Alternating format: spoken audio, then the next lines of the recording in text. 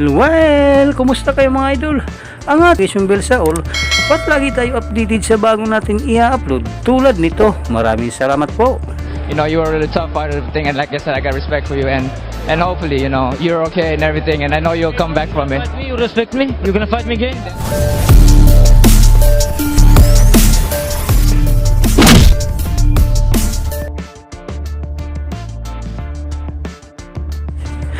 Ang knockout na ito ni Donaire kay Darchinyan ang gumulat sa mundo ng boxing noong 2007.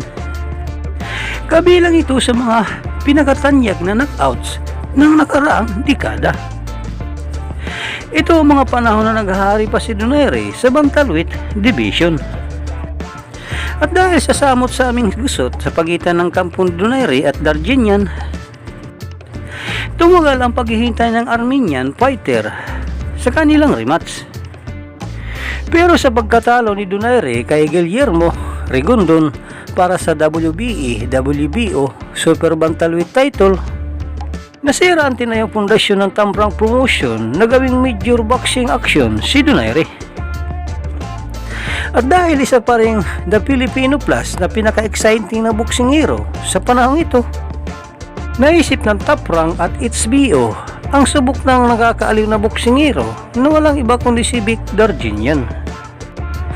Para may balik ang reputasyon ni Nonito Donaire bilang isang knockout artist, dito na matatapos ang 6 na taon na paghihintay ni Darchinyan para makabawi kay Nonito Donaire. He was fighting, he mentioned my name.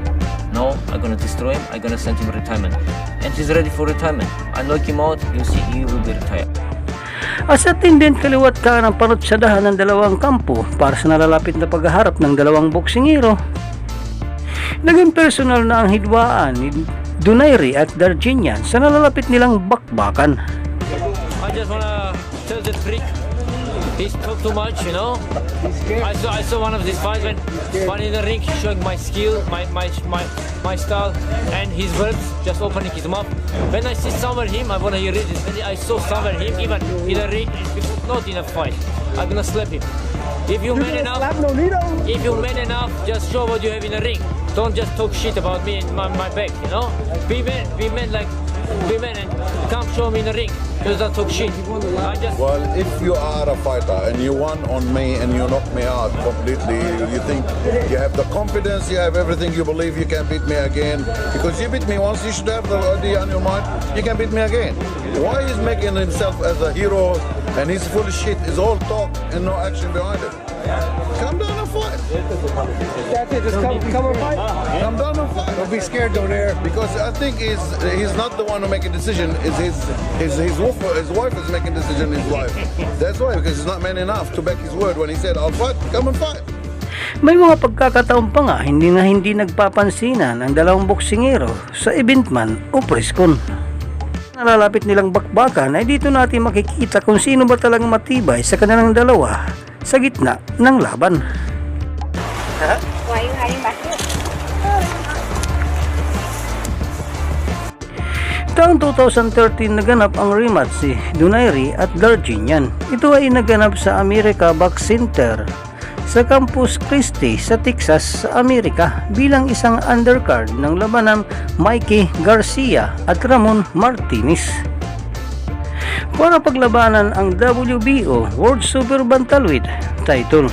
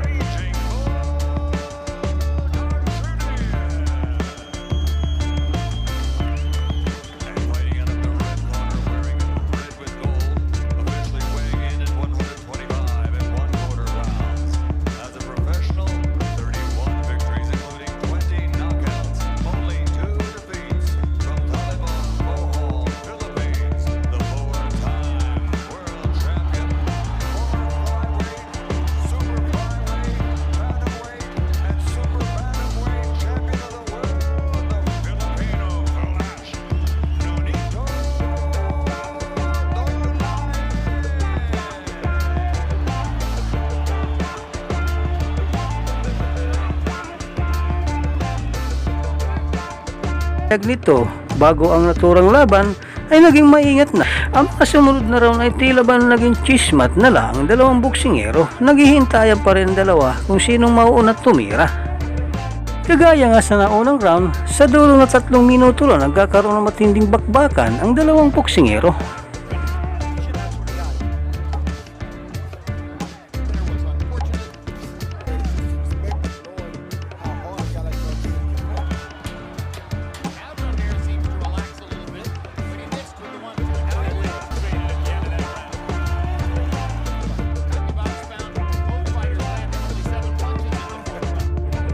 Round 5 gamit ang isang lip hook na huli ng Armenian fighter si Nonito Donaire. Pero dahil sa likas na matibay si Donaire sa ganitong division,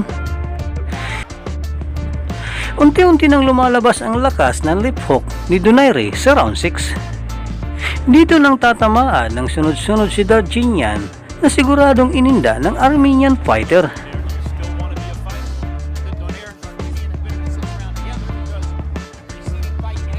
Bagamat kumukunikta ang solidong suntok kay Darchinyan, kulang pa rin ang kombinasyon na ibinibigay ng ating pambato.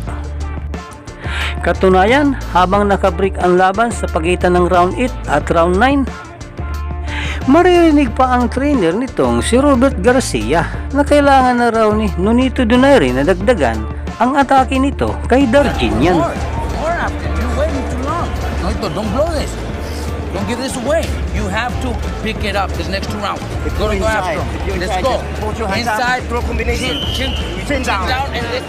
Tila ba nagising na ang tinagurian the Filipino Plus? Lalabas ang tunay na lakas ang Pinoy fighter sa gitna ng bakbakan. Dito na makikita ng Armenian fighter ang suntok na tumapos sa kanya sa una nilang bakbakan. Ipagpatuloy natin ang kanilang bakbakan.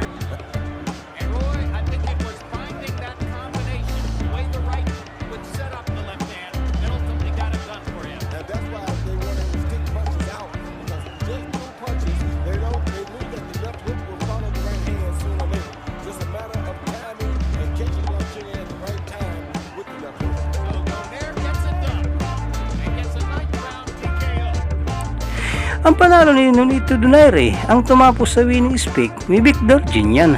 Dito na rin naging daan para makilala si Donaire sa World Champion.